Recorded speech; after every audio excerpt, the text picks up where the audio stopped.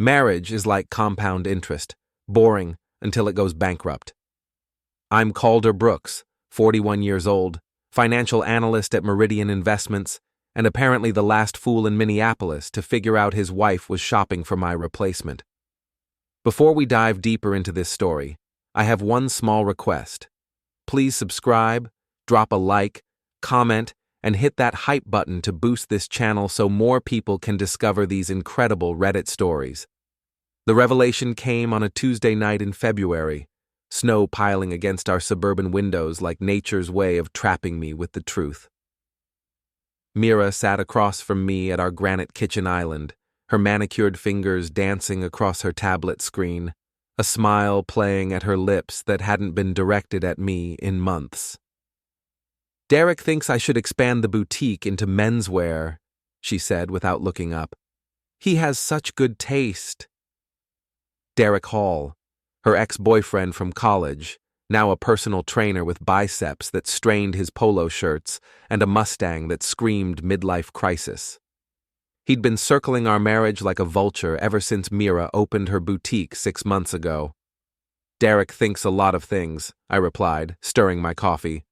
"Like that protein powder cures baldness and that tribal tattoos never go out of style." Mira's eyes flashed.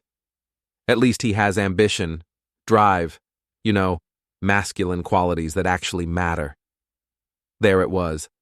The knife, twisted just right. Mira had perfected the art of emasculating me with surgical precision, passing by 1,000 cuts, each one delivered with the sweet smile of a woman who'd once promised to love, honor, and cherish.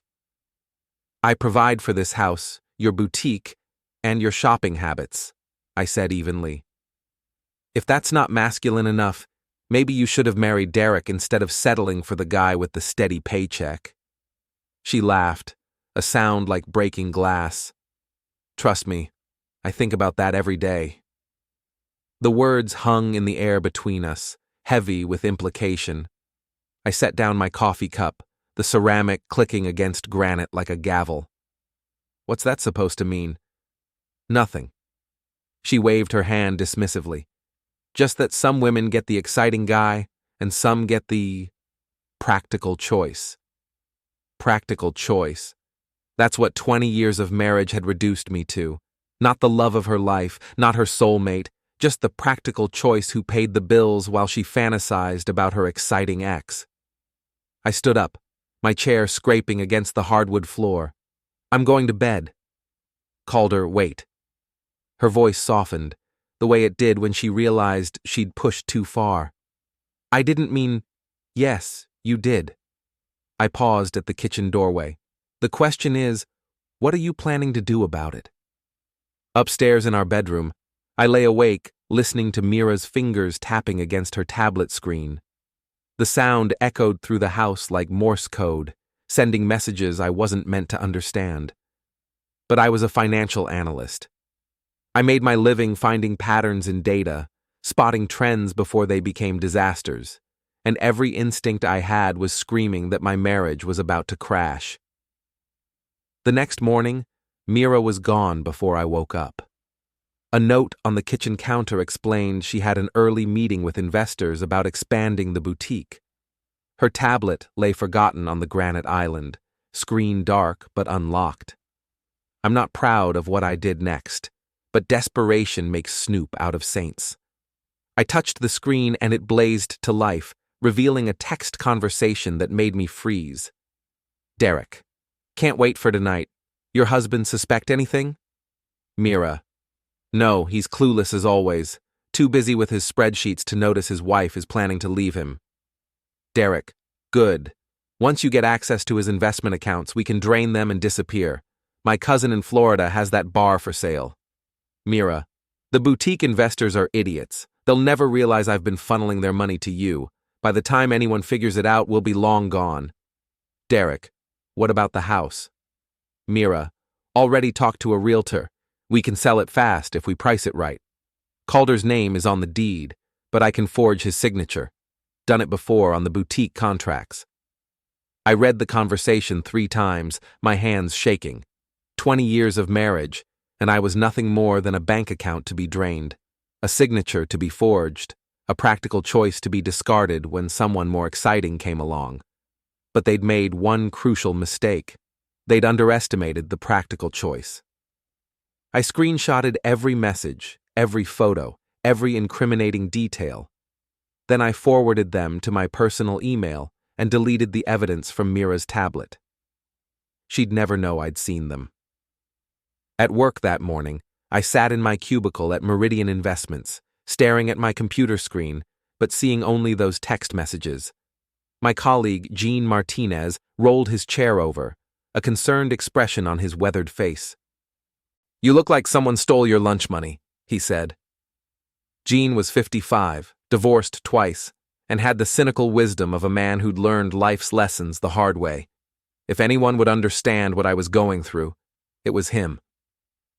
"Hypothetically," I said, "if someone was planning to steal your money and disappear, what would you do about it?" Gene leaned back in his chair, studying my face. "Hypothetically, I'd make sure they disappeared first, but not in the way they were planning." "What do you mean?" "Simple. You can't steal money that's not there. You can't run away when everyone's watching. And you can't destroy someone who's already destroyed you." He smiled grimly. "Sometimes, the best revenge is just being smarter than the people trying to screw you." That afternoon, I made my first move. Using my financial analyst credentials, I quietly transferred all our joint funds into a protected personal trust. Legally, it was my money. I'd earned every penny, but more importantly, it was money Mira couldn't access without my signature. Real signature, not forged. I also scheduled a forensic audit of the boutique's finances, citing routine compliance requirements. The auditors would find every penny Mira had funneled to Derek, every fraudulent transaction, every lie told to investors. When I got home that evening, Mira was in the kitchen, preparing dinner with unusual enthusiasm. She'd changed into a low-cut dress and had styled her hair the way she used to when we were dating. "How was your day, honey?" she asked, her voice dripping with artificial sweetness. "Productive," I replied. "Very productive." She moved closer, running her hand along my chest. "I was thinking we could have a nice evening together, just the two of us, like old times." I caught her wrist, gently but firmly. "What's the occasion?" "Does there need to be an occasion for a wife to seduce her husband?" She pressed against me, her perfume overwhelming. "I've been thinking about what you said last night, about wanting to start a family." A baby. That's what this was about. She wanted to get pregnant before she disappeared, ensuring a lifetime of child support payments to fund her new life with Derek. "I think we should wait," I said, stepping back, "until the boutique is more stable." Her mask slipped for just a moment, revealing the frustration underneath. "The boutique is fine, Calder. Better than fine. We're expanding, remember? With Derek's help. Derek's a good friend. He's trying to help us succeed." "Us?" I laughed, the sound bitter even to my own ears. "There is no us anymore, Mira. There's you, there's Derek, and there's me, the practical choice who pays for everything." She straightened, her seductive facade crumbling. "I don't know what you're talking about." "Sure you don't." I walked toward the stairs, then paused. "Oh, and Mira, you might want to check your tablet more carefully. Technology can be so unreliable these days." I left her standing in the kitchen, her face pale with dawning realization. Upstairs in my home office, I opened my laptop and began planning phase 2 of my revenge. If Mira and Derek wanted to play games, I'd show them what happened when they challenged someone who made a living outmaneuvering smarter people than them. The practical choice was about to become their worst nightmare. The beauty of being a financial analyst is that you learn to think 3 moves ahead. While Mira and Derek were planning their great escape, I was building their prison. The next morning, I woke to find Mira's side of the bed empty and cold. A note on her pillow explained she'd be spending the weekend at a boutique conference in Chicago. I knew better. Derek had posted Instagram photos from a romantic cabin retreat, carefully cropped to hide his companion, but not careful enough to hide the distinctive bracelet I'd bought Mira for our anniversary. Amateurs. I spent Saturday morning at my lawyer's office, filing divorce papers that cited adultery and financial fraud. My attorney, Rebecca Stone, was a shark in a business suit who'd handled my father's estate with ruthless efficiency. "You have enough evidence to destroy her in court," Rebecca said, reviewing the screenshots I'd provided. "But are you sure you want to go nuclear?" "She forged my signature on business documents and planned to steal my life savings," I replied. "Nuclear doesn't begin to cover what she deserves." "Fair enough. I'll have the papers served Monday morning." Sunday afternoon, I drove to Derek's gym. Gold's Fitness was a testosterone-fueled temple where Derek held court among his disciples of protein powder and false confidence. I found his precious Mustang in the parking lot, gleaming red paint reflecting the winter sun. I'd brought a key, not to his car, but a house key that I dragged along the driver's side from bumper to bumper, leaving a jagged silver scar in the paint. Then I slipped a note under his windshield wiper. "You look good in mirrors, but not in court." The practical choice. Petty? Perhaps. But sometimes petty revenge is the most satisfying kind. Monday morning brought chaos.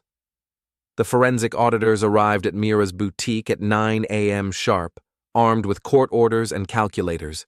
By 10, they'd discovered the first discrepancies in the books. By 11, they'd found the trail of money leading to Derek's personal accounts. Mira called me at work, her voice shrill with panic. "Calder, what did you do? There are auditors crawling all over my boutique." "Routine compliance," I said calmly. "Nothing to worry about if your books are clean." "You know they're clean." "Do I? Because from where I'm sitting, it looks like you've been running a personal ATM for your boyfriend." Silence. Then, "I don't know what you're talking about." "Sure you don't. Just like you don't know about the cabin in Chicago, or the plans to drain my accounts, or the forged signatures on your business contracts." The silence stretched longer this time. When she finally spoke, her voice had changed, harder, more desperate. "We need to talk." "No, we don't. My lawyer will be in touch."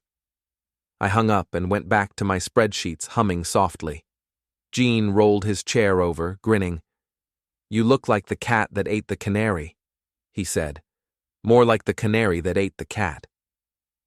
That evening, Derek was waiting for me in the parking garage of my office building. He'd tried to buff out the scratch on his Mustang, but the scar was still visible, a silver reminder that his perfect world was cracking. "We need to talk," he said, stepping out of the shadows. Derek was bigger than me, younger, more muscled. In a fair fight, he'd destroy me. But I'd learned long ago that fair fights were for suckers. "About what? Your outstanding warrants for petty theft? Your cocaine habit? Your plan to steal my money?" I kept walking toward my car, keys ready. "I'm a financial analyst, Derek. I research everything." "You're bluffing." I stopped and turned to face him. "Am I? Want to test that theory?" He stepped closer, close enough that I could smell his desperation mixed with too much cologne. "You don't understand what you're messing with." "A washed-up personal trainer and a cheating wife? Trust me, I understand perfectly." His hand shot out, grabbing my jacket. For a moment, I thought he might actually hit me. Then I smiled. "Go ahead," I said softly. "Assault me in a parking garage full of security cameras. Give me another charge to add to the list." He looked up, noticing the cameras for the first time. His grip loosened. "This isn't over," he snarled. "You're right," I agreed. "It's not." I drove home through the Minneapolis suburbs, past houses full of families who still believed in happily ever after. Once upon a time, I'd been one of them.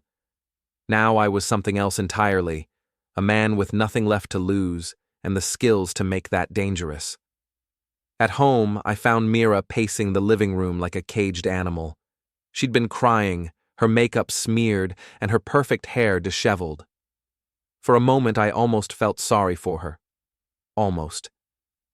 The investors pulled out, she said without preamble. All of them. The boutique is finished. I'm sorry to hear that. I wasn't. Don't lie to me, Calder. You orchestrated this whole thing. I didn't orchestrate anything. I just stopped enabling it. She laughed bitterly. 20 years of marriage, and this is how it ends? With you destroying everything I worked for? Everything you stole, you mean? I never stole anything. I pulled out my phone and showed her the screenshots of her text messages. Her face went white. How did you left your tablet unlocked? Sloppy for someone planning the perfect crime. She sank onto the couch, her fight draining away.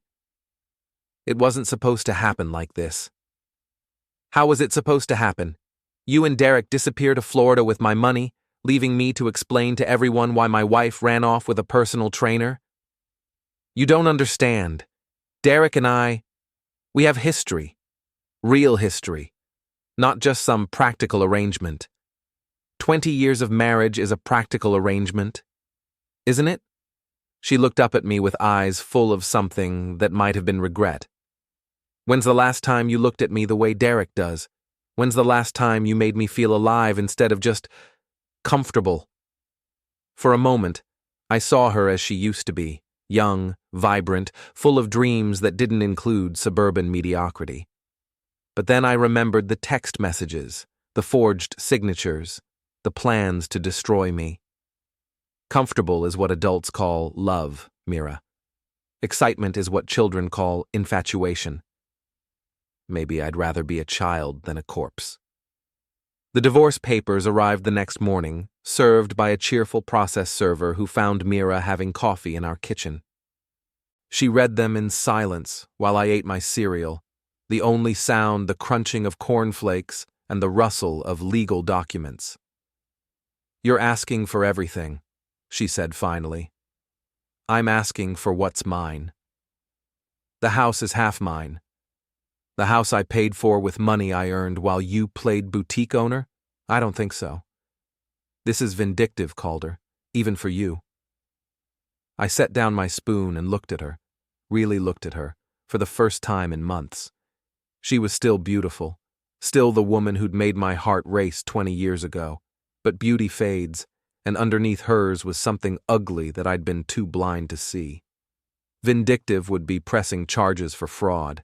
Vindictive would be sending those text messages to your mother. Vindictive would be making sure Derek's parole officer knows about his new girlfriend and her flexible relationship with other people's money. Her face went pale. Derek's not on parole. Isn't he?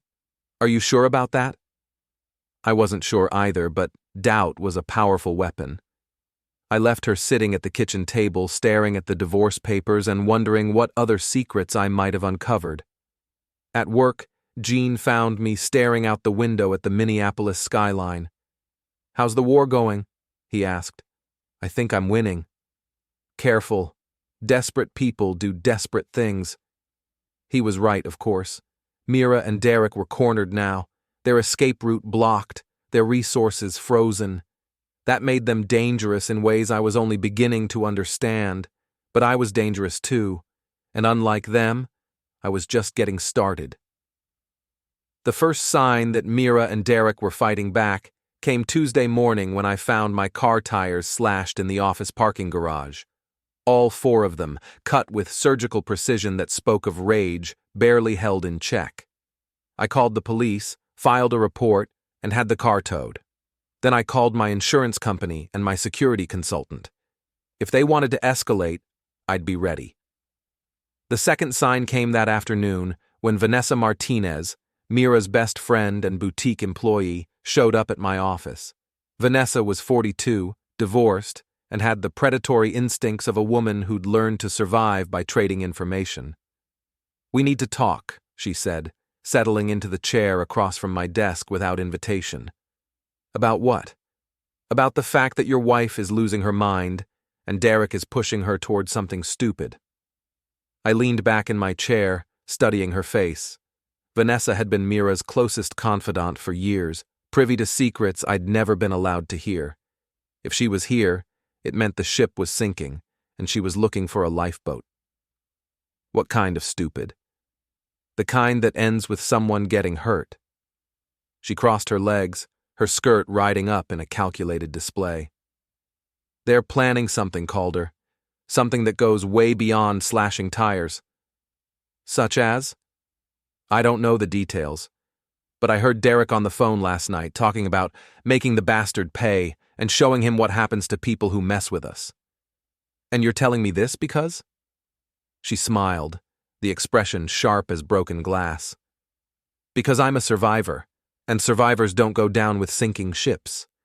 Mira's finished, the boutique is done for, the investors are furious, and her reputation is shot.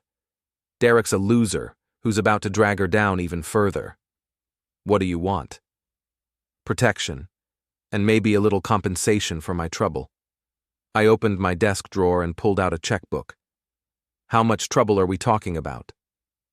5,000, and a promise that when this gets ugly, you'll remember who tried to help you.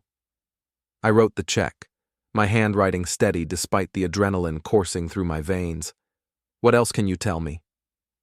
They're meeting tonight at Derek's apartment, planning their next move. And Calder? She stood, smoothing her skirt. Whatever they're planning, it's not just about money anymore. It's personal. After she left, I sat in my office thinking about desperation and what it makes people do. Mira had always been impulsive, prone to dramatic gestures when she didn't get her way. Derek was worse. A man whose entire identity was built on being the alpha, the winner, the guy who got what he wanted. Together, they were a bomb waiting to explode. I called Rebecca Stone, my lawyer, and told her about the slashed tires and Vanessa's warning. You need to file for a restraining order, she said immediately. Based on what? Hearsay from a woman I just paid for information? Based on a pattern of escalating behavior. The affair, the financial fraud, the property damage, it's building towards something worse. She was right, but restraining orders were pieces of paper. They wouldn't stop determined people, and they might actually make things worse by backing Derek into a corner. I have a better idea, I said. That evening, I drove to Derek's apartment complex, a rundown collection of buildings that had seen better decades. His Mustang was parked outside, the scratch I'd left still visible despite his attempts to repair it. Mira's BMW was parked next to it. I didn't get out of my car. Instead, I called the tip line for Minneapolis PD and reported suspicious activity, possible drug dealing, based on the number of people coming and going from Derek's apartment. It wasn't entirely false. I'd done my research on Derek's background and knew he'd been arrested twice for possession. Then I waited. 20 minutes later, 2 patrol cars pulled into the parking lot. I watched through my windshield as they approached Derek's building, their presence immediately drawing attention from other residents. Derek answered his door in a tank top and gym shorts, his face flushed with anger or alcohol. I couldn't hear the conversation, but I could see his body language, aggressive, confrontational, the posture of a man who'd never learned when to back down. The officers remained calm, professional, even when Derek started gesturing wildly. But when they asked to search his apartment and he refused, things changed quickly. One officer called for backup, while the other kept Derek talking. Mira appeared in the doorway behind Derek, wearing one of his oversized shirts and nothing else.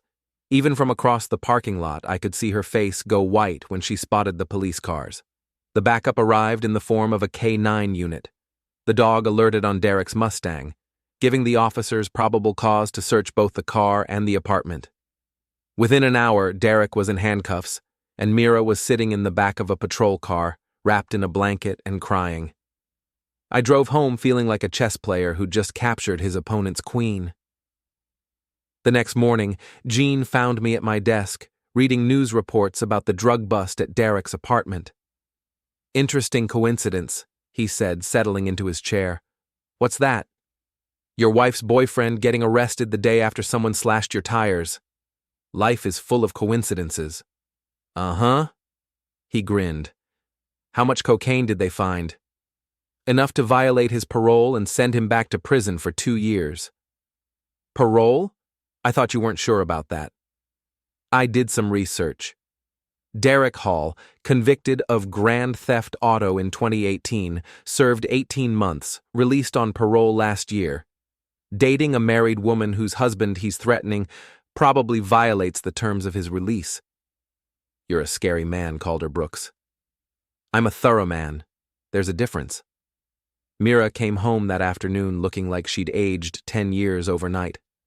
Her hair was unwashed, her clothes wrinkled, her eyes red from crying.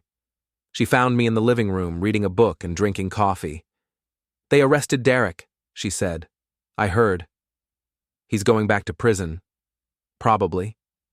This is your fault." I looked up from my book. "How is Derek's cocaine habit my fault?" "You called the police. Don't pretend you didn't." "I called in a tip about suspicious activity. The drugs were Derek's choice." She sank into the chair across from me, her fight gone. "What do you want from me, Calder? What will it take to end this? I want you to sign the divorce papers and disappear from my life. I want you to pay back every penny you stole from the boutique investors, and I want you to do it quietly, without any more drama or threats or slashed tires. I can't pay back money I don't have. Then get a job, a real job, not playing dress-up in a boutique funded by other people's money. You're destroying me. You destroyed yourself. I'm just making sure everyone can see the wreckage." She stood up, her hands shaking with rage or withdrawal or both. "This isn't over." "Yes, it is. Derek's going to prison, your boutique is done for, and your reputation is shot. You have nothing left to fight with." "I have you." The words hung in the air between us, heavy with implication. For a moment, I wondered if she meant she still had feelings for me, still believed our marriage could be saved. Then I saw her eyes, and I knew better. She didn't have love left for me. She had hatred. Pure, distilled hatred for the man who'd refused to be her victim. That night, I installed additional security cameras around the house and changed all the locks. If Mira wanted to escalate further, I'd be ready. But as I lay in bed, listening to the wind rattle the windows, I couldn't shake the feeling that I was missing something important. Mira was desperate, Derek was in jail, and desperate people with nothing left to lose were the most dangerous kind. I was about to learn just how dangerous. The call came at 2 a.m, jarring me from uneasy sleep. Unknown number, which I almost ignored, but something made me answer. "Calder Brooks?" The voice was rough, unfamiliar. "Who is this?" "Friend of Derek's. He asked me to deliver a message." "Derek's in jail." "Jail has phones, smart guy. Here's the message. Back off, or things get ugly." "Things are already ugly." "Not like they're gonna be. You got 48 hours to drop the charges and fix Derek's parole problem. Otherwise, we're coming for you." The line went silent. I lay in the darkness, my heart pounding, wondering how many friends Derek had and what they were capable of. Then I got up and checked my security system. All cameras working, all doors locked, all windows secure. But security systems only worked if you were home to monitor them. The next morning, I called in sick to work and drove to a sporting goods store. I wasn't a gun person. Never had been. But circumstances were changing rapidly. I filled out the paperwork for a handgun permit, knowing it would take days to process. Too long. Instead, I bought a baseball bat, a taser, and a can of pepper spray. Not much against determined attackers, but better than nothing. At home, I reviewed the security footage from the night before. Nothing unusual, but that didn't mean much. If Derek's friends were smart, they'd scout the house first, learn my routines, wait for the right moment. I called Rebecca Stone and told her about the threatening phone call. "We need to involve the police," she said immediately. "And tell them what? Someone called me with a vague threat?" "It's witness intimidation. They can trace the call, maybe connect it to Derek." "Maybe isn't good enough. These people aren't going to leave a paper trail." "Then what do you want to do?" "Be ready." That afternoon, Vanessa called. Her voice was tight with fear. "They know I talked to you," she said. "Who knows?" "Derek's cousin Marcus. He came to my apartment this morning, asking questions about what I told you." "What did you say?" "Nothing. But Calder, these people are serious. Marcus has a record: assault, armed robbery. He's not someone you want as an enemy." "What does he look like?" "Big guy, maybe 6'4", covered in tattoos, drives a black pickup truck with tinted windows." I wrote down the description, adding it to my growing file on Derek's associates. "Anything else?" "Yeah, Mira's with them now. She's staying at Marcus's place, and from what I hear, she's not there voluntarily." That stopped me cold. "What do you mean?" "I mean Derek's calling the shots from jail, and Marcus is following orders. Mira thought she was using Derek, but it turns out he was using her. Now she's trapped." After Vanessa hung up, I sat in my kitchen trying to process this new information. Mira wasn't just my cheating wife anymore. She was potentially a victim, caught up in something bigger and more dangerous than her suburban affair. But that didn't change what she'd done to me, and it didn't change what I had to do to protect myself. The attack came the next night, just after midnight. I was dozing in my living room chair, the baseball bat across my lap, when the security alarm shrieked. The cameras showed two figures in dark clothing approaching the back door, one carrying what looked like a crowbar. I grabbed my phone and called 911, then positioned myself at the top of the stairs with a clear view of both entrances. The back door splintered with a crash that echoed through the house. "Police are on the way," I shouted. "No, they're not," came the reply. A voice I recognized: Marcus, Derek's cousin. "We cut your phone line 10 minutes ago." My cell phone showed no signal. They'd used a jammer, something I should have anticipated. I was trapped in my own house with two armed intruders and no way to call for help. Heavy footsteps moved through the kitchen, heading for the stairs. I gripped the baseball bat tighter, knowing it wouldn't be enough against two men with crowbars. "Calder Brooks!" Marcus's voice boomed through the house. "Time to have a conversation." "About what?" "About fixing Derek's problem and paying for the trouble you've caused." They were at the bottom of the stairs now. In the dim light from the security cameras, I could see Marcus, a mountain of a man covered in tattoos, just as Vanessa had described. His companion was smaller but moved with the fluid grace of someone comfortable with violence. "Derek's problem is that he's a criminal," I called down. "I can't fix stupid." "Funny guy. Let's see how funny you are when we're done with you." They started up the stairs, moving slowly, confidently. They had all night, and they knew it. That's when I remembered the fire suppression system I'd had installed in the upstairs hallway. Industrial-grade sprinklers connected to a manual trigger in the master bedroom. I'd installed it after a neighbor's house fire, thinking about protecting my valuables. Now it might protect my life. I backed into the bedroom and hit the trigger. Water exploded from the ceiling sprinklers, flooding the hallway and stairs with a torrential downpour. The intruders cursed and stumbled, their footing compromised on the now slippery hardwood. In the chaos, I heard something beautiful: sirens. Real ones, not the house alarm. Someone, a neighbor maybe, had called the police. "Time to go," the smaller intruder shouted. They retreated through the house, their footsteps splashing through the flooded rooms. I heard the back door slam, then the sound of a truck engine roaring to life. By the time the police arrived, Marcus and his friend were long gone.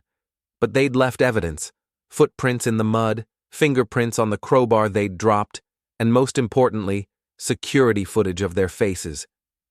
The lead officer, Sergeant Patricia Vance, was a 20-year veteran with steel-gray hair and eyes that had seen everything twice. "You know who did this?"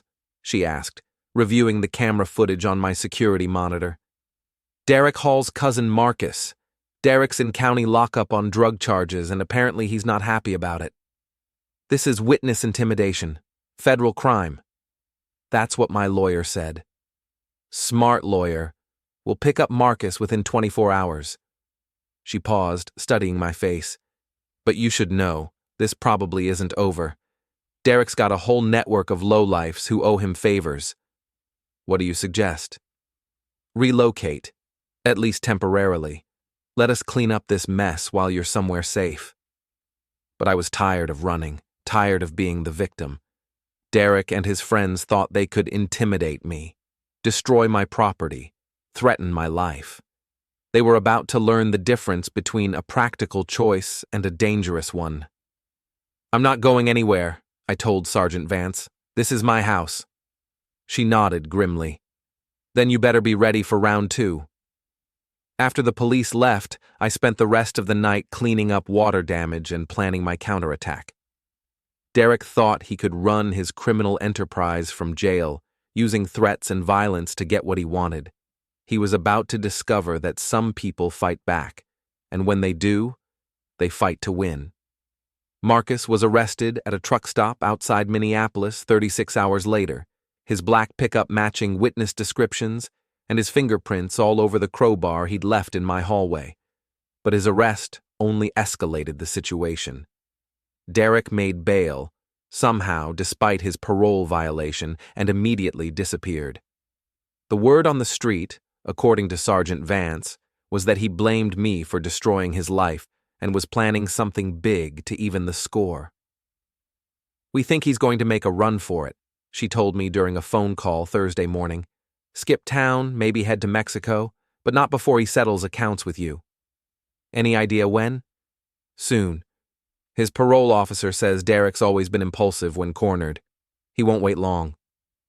That afternoon, I got a call from an unknown number. This time, I recognized the voice immediately. Hello, Calder. Derek sounded different. Calmer, more focused than I'd ever heard him. Miss me? Like a migraine. Funny. You always were the funny guy, weren't you? The smart guy, the guy with all the answers. What do you want, Derek?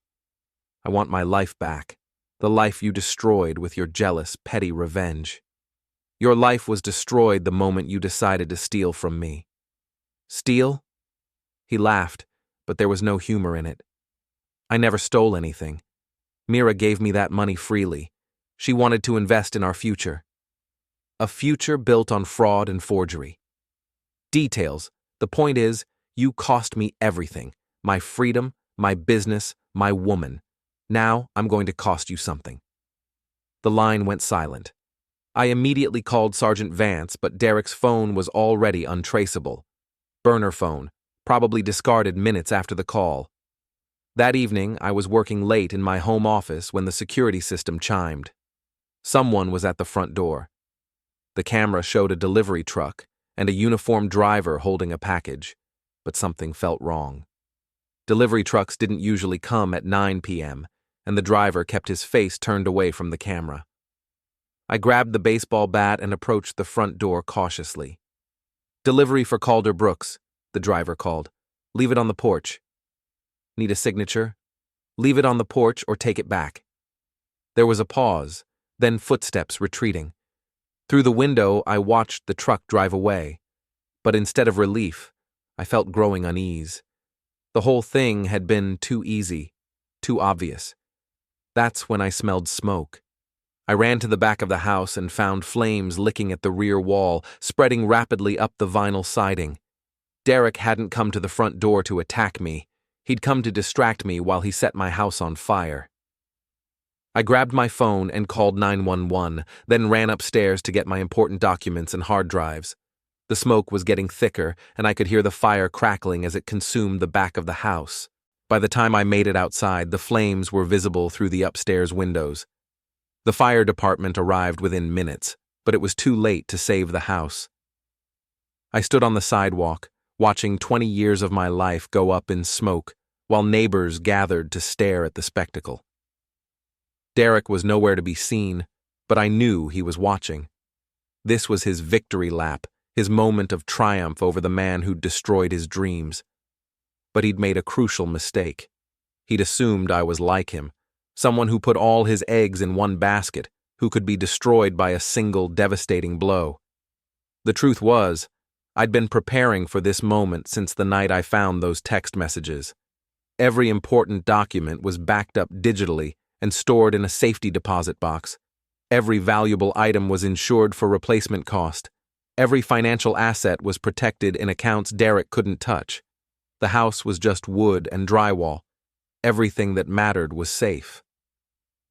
I spent the next 3 days in a hotel, working with insurance adjusters and police investigators. The fire marshal confirmed arson. Gasoline poured along the back wall and ignited with a road flare. Security cameras from neighboring houses showed a figure matching Derek's description in the area around the time the fire started. But Derek was still in the wind, and without physical evidence, the case remained open. That's when Mira called. "I heard about the house," she said, her voice barely above a whisper. "I'm sorry." "Are you? I never wanted it to go this far. Derek, he's not the person I thought he was." "Where are you?" "I can't tell you that. But Calder, you need to be careful. Derek's not done. He's talking about making you pay for everything. The arrest, the prison time, the house. He blames you for destroying his life." "His life was already destroyed. I just made it visible. He has a gun now, and he's not thinking clearly." The line went silent, but this time I knew it wasn't Derek ending the call. Someone had taken the phone away from Mira, probably Derek himself, which meant he was still holding her, still using her as leverage in his war against me. I called Sergeant Vance and told her about Mira's call. "We'll trace it," she said, "but these guys are getting smarter about covering their tracks." "How long before you find them?" "Could be hours, could be days, depends on how many mistakes they make." But I was tired of waiting for Derek to make mistakes. It was time to force his hand. The next morning, I called every local news station and newspaper, telling them I had a story about a love triangle gone wrong, complete with arson, kidnapping, and a manhunt for a dangerous fugitive. By noon, Derek's face was on every television screen in Minneapolis. The media attention had the desired effect. Derek couldn't move without being recognized, couldn't hide without someone spotting him. He was trapped in whatever hole he'd crawled into, watching his face on the news and knowing that every minute made capture more likely. That's when he made his final desperate play. The call came at midnight, exactly 1 week after the house fire. "You want to see Mira again?" Derek's voice was slurred, probably drunk or high or both. "Where is she?" "Safe, for now. But that could change real quick." "What do you want?" "I want you to meet me, alone. No cops, no weapons, no tricks." "Where?" "The parking lot behind Gold's Fitness, 1 hour. "And if I don't come?" "Then Mira's going to have an accident. A real bad accident." The line went silent. I sat in my hotel room, staring at the phone and weighing my options. I could call the police, but Derek would see them coming and disappear again, possibly after hurting Mira. I could ignore his demand, but that might get an innocent woman eliminated. Or I could go to the meeting and end this once and for all. I chose the third option. But I didn't go alone, and I didn't go unarmed. I went prepared. The parking lot behind Gold's Fitness was dark, illuminated only by a single streetlight that cast long shadows between the parked cars. Derek's Mustang sat in the far corner, engine running, exhaust visible in the cold night air. I parked 50 feet away and walked toward his car, my hands visible and empty. But I wasn't as helpless as I appeared. Derek got out of the Mustang as I approached. He looked terrible, unshaven, hollow-eyed, wearing the same clothes he'd probably slept in for a week. But he was holding a gun, and that made him dangerous regardless of his appearance. "Where's Mira?" I asked. "Safe, like I promised. I want to see her. First, we settle our business." "What business?" "You destroyed my life, Calder. My freedom, my future, my woman. Everything I worked for, gone because you couldn't handle being a cuckold." "Everything you stole, you mean? I never stole anything." His voice cracked with rage. "Mira loved me. She wanted to be with me. You were just too pathetic to let her go." "If she loved you, why did she marry me?" "Because you had money, because you were safe, Because women like Mira settle for guys like you when they can't have guys like me. There it was. The truth Derek couldn't face. Mira hadn't chosen him 20 years ago, and she wouldn't choose him now. He was the exciting option, the temporary thrill, but never the permanent choice. Where is she, Derek? He gestured toward the gym building. Inside, tied up but unharmed. She'll stay that way if you do exactly what I tell you. Which is? Transfer money. All of it. Every account, every investment, every penny you've got. Transfer it to an account I control. And then? Then I disappear. You never see me again, and Mira goes free. You're lying. You'll eliminate us both. Maybe, but definitely if you don't cooperate. I looked at the gun in his hand, then at his face. Derek was desperate, cornered, and running on adrenaline and whatever chemicals he'd used to get through the week. He was capable of anything, but so was I. Okay, I said. Let's do this. I pulled out my phone and opened my banking app, making a show of accessing my accounts. Derek stepped closer, eager to watch his payday unfold. That's when I triggered the app I'd actually opened, not banking, but the emergency beacon I'd installed after the home invasion. Within seconds, every police car in the area would receive my GPS coordinates and a priority alert. Hurry up, Derek snarled. These transfers take time, security protocols. I don't have time. Then you should have thought of that before you became a fugitive. Derek's eyes narrowed. What did you just do? Nothing. Just trying to access my accounts like you asked. But he could hear them now. Sirens in the distance, getting closer. His face went white as he realized he'd been trapped. You called the cops. I called for backup, just like you should have. Derek raised the gun, his finger tightening on the trigger. For a moment, I thought he might actually shoot me. Then the parking lot exploded with light as police cars surrounded us from every direction. Drop the weapon, Sergeant Vance's voice boomed through a megaphone. Drop it now. Derek spun around, the gun wavering between me and the police cars. His face was a mask of rage and desperation, a man who'd lost everything and had nothing left to lose. This is your fault, he screamed at me. All of it. No, I said calmly. This is yours. The gunshot echoed through the parking lot. But it wasn't Derek who fired. One of the police snipers had taken the shot when Derek turned the gun toward the officers. Derek crumpled to the asphalt, the weapon spinning away across the pavement. I stood there in the flashing lights, surrounded by police and paramedics, watching them work on Derek's motionless form. It was over. Finally, completely over. Sergeant Vance approached me, her face grim. Mira's inside, like he said, tied up but unharmed. She's asking for you. I found her in Derek's office, bound to a chair with duct tape, her face streaked with tears. When she saw me, she broke down completely. I'm sorry, she sobbed as I untied her. I'm so sorry for everything. I know, I said. It's over now. But as I helped her to her feet, I realized it wasn't over. Not really. Derek was gone or fading, but the damage he'd caused would last forever. My house was gone, my marriage was destroyed, and my wife would have to live with the knowledge that her affair had led to a man's passing. We were both victims now, in different ways, and neither of us would ever be the same. Outside, the paramedics were loading Derek into an ambulance. Sergeant Vance told me he was alive but critical, probably paralyzed from the waist down. He'd spend whatever remained of his life in a prison medical facility, a broken man paying for his broken choices. As for Mira and me, we had our own choices to make. The divorce would proceed. Too much had happened for us to ever go back. But maybe, with time and therapy and a lot of forgiveness, we could find a way to move forward separately.